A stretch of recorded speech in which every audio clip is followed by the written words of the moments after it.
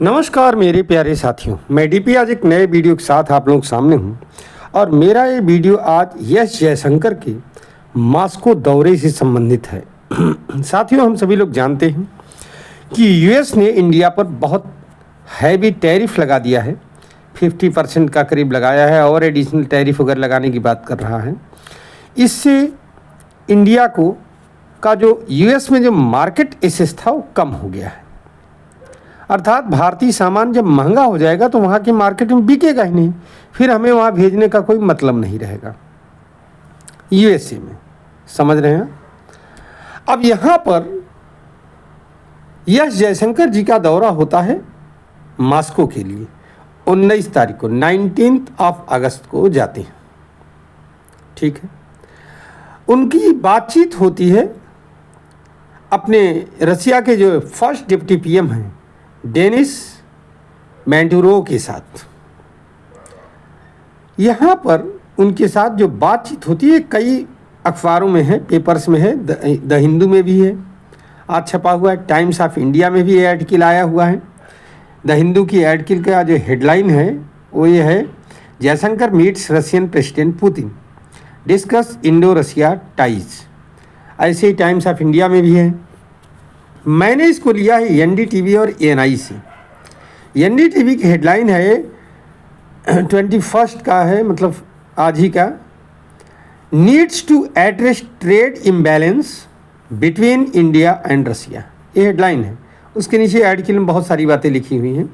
ANI news ने इस पर लिखा कि at 26 session of Indo Russia inter governmental commission for trade, economic and scientific, technological and cultural cooperation. अब उसके नीचे एक लंबा आर्टिकल है, मैंने पूरा पॉइंट नहीं लिया। तो कुल मिलाकर के ये हमारे एस जयशंकर जी इस जो यहाँ पर वो हुआ कोऑपरेशन जो समिट हुआ, यहाँ पर भाग लेने के लिए ही गए हुए थे और उन्होंने कुछ डिक्लेरेशंस किए। आइए हम लोग उन्हीं पर बात करते हैं कि क्या यहाँ पर बोला जयशंकर जी ने, और उसके बाद में हम लोग थोड़ा सा निकी हेली की चर्चा करेंगे, जो कि यक्स एम्बेसडर हैं इंडिया में, यक्स एम्बेसडर हैं इंडिया में यूएसए की, रह चुकी हैं पहले से। ठीक है, उन्होंने ट्रंप प्रशासन की आलोचना की है अपने एक लेख में, उस पर भी थोड़ा सा हम लोग बात करेंगे। लेकिन पॉइंट है क्या, जयशंकर जी ने कुछ बातें रखी और वो बात मार्के की है। पहली बात तो ये है कि उनका ये कहना था कि टैरिफ और नॉन टैरिफ बैरियर को दूर करना होगा अगर दोनों देशों की व्यापार के क्षेत्र में आगे बढ़ना है तो। दूसरी बात, लॉजिस्टिक ढुलाई की दिक्कतों को दूर करना होगा, कनेक्टिविटी को बढ़ाना होगा, कई रास्ते अपनाने होंगे जिनके थ्रू हम ये सब कर सकते हैं, जैसे international north south corridor develop करना पड़ेगा और मजबूत बनाना पड़ेगा, चेन्नई व्लादिवोस्टोक कॉरिडोर, नॉर्दर्न सी रूट, इन सब रास्तों के थ्रू हम ट्रेड रसिया से इंडिया के थ्रू बढ़ा सकते हैं। पेमेंट सिस्टम को आसान बनाना होगा, इस पर भी चर्चा किया गया, क्योंकि रुपीज रूबल जो समझौता है उस पर चल रहा है। फ्री ट्रेड एग्रीमेंट के लिए टर्म्स और रेफरेंसेस को फाइनल किया गया। इस पूरे बैठक में यही एक बहुत बड़ी उपलब्धि रही है। एफटीए फ्री ट्रेड एग्रीमेंट के लिए जो टर्म्स एंड रेफरेंसेस है उनको फाइनल किया गया है और एक बहुत महत्वपूर्ण कदम है फ्री ट्रेड एग्रीमेंट के बीच में। किसके रसिया और इंडिया के बीच में। अगर आप पिछले कुछ सालों से इंडियन रशियन व्यापार ट्रेड की बात करिए तो 2021 में $13 बिलियन का ट्रेड था और 2024-25 में मात्र 3-4 सालों में कितना हो गया मालूम है? $68 बिलियन। 5 गुने से भी ज़्यादा लंबी छलांग। ये मामूली नहीं, बहुत बड़ी छलांग। अच्छा, व्यापार घाटा भी इससे इंडिया का बढ़ा है। अभी बताता हूँ क्यों बढ़ा है।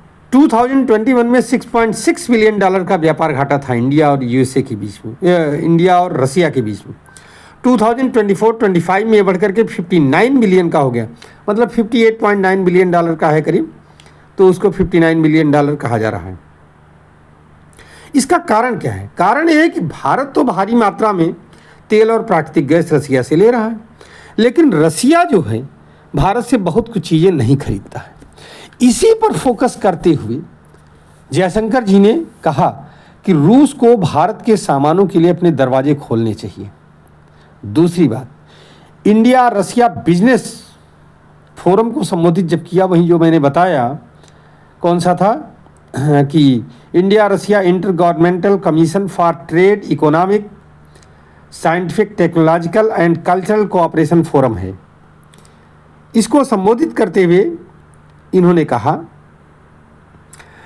रशियन कंपनी से अपील किया कि आप लोग भारत में निवेश करिए, भारतीय कंपनियों के साथ मिलकर के काम करिए और इसी से भारत और रसिया के बीच में मजबूत आर्थिक रिश्ते होंगे। इससे भारत रसिया संबंधों का नींव मजबूत होगा और ये अच्छे संबंध बनेंगे। उन्होंने ये कहा कि ये रिश्ता टिकाऊ तब तक नहीं हो सकता जब तक कि इसमें आर्थिक रिश्तों पर एक टिका न हो। ये दोनों का रिश्ता जो है आर्थिक रिश्तों पर टिका होना चाहिए, क्योंकि इंटरनेशनल सेक्टर है, फोरम है। ऐसा नहीं है कि यहाँ जो है लोग एक दूसरे के ऊपर मेल्ट कर जाते हैं या पिघल जाते हैं या दया आ जाती है। दया यहाँ कोई चीज़ नहीं। यहाँ तो अगर नीड है हमसे आपसे तब तो आप हमारे लिए सब कुछ हैं, नहीं नीड है तो आप कुछ भी नहीं। जैसे चाइना और यूएसए की बात देख लीजिए। यूएसए जितना परेशान चाइना से रहता है उतना किसी से नहीं रहता, लेकिन इतना टैरिफ नहीं लगा सकता। चाइना के ऊपर लगाया तो था लेकिन चे करने लगा। क्यों? क्योंकि चाइना के पास है रेयर अर्थ मेटल, और जैसे ही वो रूस को यूएसए को देना बंद करेगा, यूएसए की सारी जो वार इंडस्ट्री है ये जो चल रही है, ये फाइटर जेट बन रहा है, वो बोइंग बन रहा है, वो फलाना बन रहा है, वो सब रुक जाएगा, क्योंकि सब में रेयर अर्थ मेटल का काम लगता है। इसको आप कंट्रोल ही नहीं कर सकते हो कैसे? और इसीलिए चाइना के ऊपर इतने गंभीर सैंक्शंस नहीं लगे हैं, जबकि चाइना इंडिया से ज़्यादा रूस से तेल खरीदता है। ये हालत है। अब यहाँ एक ध्यान रखने की बात है, इनका ये क्लियर कट कहना है कि तेल और गैस से निकल करके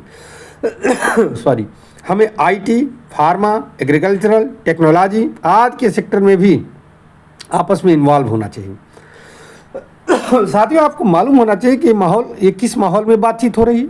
यूएस का टैरिफ लगा हुआ है इंडिया के ऊपर, बहुत तगड़ा। भारत को नुकसान बहुत तेजी से हो रहा है।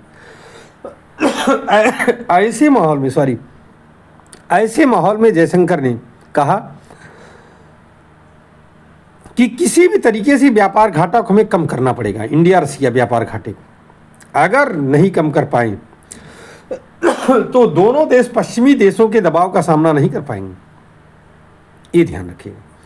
ये पूरी आर्टिकल आप एनडीटीवी में और एएनआई न्यूज़ में छपा हुआ है, आप इसको पढ़ सकते हैं। इसके अलावा मैंने हिंदू का भी हेल्प लिया और टाइम्स ऑफ इंडिया का भी हेल्प लिया। आप इससे पढ़ करके कंक्लूजन ड्रा कर सकते हैं, कोई बहुत टफ काम नहीं। अब यहाँ निकी हेली का एक कुछ दिनों पहले पेपर में एक आर्टिकल निकला हुआ था, और इसी पर मैं थोड़ा सा जोर देना चाहूँगा कि निकी हेली ने कहा क्या है। निकी हेली ने ये कहा कि पहली बात तो पिछले 25 सालों में जो रिश्ता सुधरा था इंडिया और यूएसए के बीच में, उसको वो हद दर्जे तक अब खराब हो चुका है। यूएसए ने सब किया और ये यूएसए के लिए सही नहीं है। अगर चाइना का मुकाबला करना है तो भारत को डाउन करने के बजाय अप करना पड़ेगा आप, क्योंकि भारत ही आपका बड़ा लंबा चौड़ा ये है आर्टिकल, किसी और के साथ मिलकर के लिखा है निकी हेली ने, लेकिन मैं उसके कुछ पार्ट्स को ही पढ़ करके बता रहा हूँ उसका हिंदी वर्जन, कि अगर चाइना के इफेक्ट को एशिया में कोई रोक सकता है तो भारत है, ये ध्यान रखिएगा। और भारत एक लोकतांत्रिक देश है, इसलिए यूएसए के ज़्यादा करीब है। चाइना लोकतांत्रिक देश नहीं है। चाइना तो कम्युनिस्ट कंट्री है, वो इतना करीब नहीं है। तो बहुत सारी बातें कही हैं और हमें उम्मीद है कि यूएस गवर्नमेंट भी इस पर ध्यान देगी, क्योंकि उसकी अपनी बर्बादी भी हो रही है, ऐसा नहीं कि नहीं हो रही। भारत तो मैंने कहा था पिछले अपने एक वीडियो में बताया था कि भारत तो रास्ता खोज लेगा, थोड़ा सा घाटा सहना पड़ेगा, लेकिन समय के साथ नए मार्केट डिक्लेयर कर दिए जाएंगे, नए मार्केट डिस्कवर किए जाएंगे और खोज भी लेगा। जहाँ राह होती, जहाँ चाह होती है वहाँ राह अपने आप बन जाती है। लेकिन यूएसए का क्या होगा, यूएसए को देखना होगा, क्योंकि चाइना के ऊपर किस हद तक डिपेंड हो सकता है, चाइना का विकल्प क्या तलाशता है एशिया में, ये उसको सोचना पड़ेगा। क्या पाकिस्तान उसका विकल्प बन सकता है? जवाब नहीं में होगा। इंडिया को छोड़ करके और कोई उसका ऐसा मजबूत पार्टनर नहीं हो सकता, लेकिन ये यूएसए की बहुत बड़ी गड़बड़ी है। चलिए आने वाले दिनों में देखते हैं कि जयशंकर जी के इस दौरे का क्या प्रभाव पड़ता है, रूस कितने स्टेप आगे बढ़ता है भारत की तरफ, रूस की कितनी कंपनियां भारत में आती हैं और भारतीय कंपनियों के साथ मिल करके अपना काम करती हैं, ये देखने का विषय है। साथियों, आपका क्या सोचना है इस पर कमेंट जरूर करिएगा कि यह जयशंकर का बयान कितना प्रभावी है इंडियन रशिया रिलेशन को सुधारने के लिए, और क्या तरीके हो सकते हैं, आप लोग इस पर भी कमेंट करिएगा। धन्यवाद, नमस्कार, जय हिंद, जय भारत, वंदे मातरम।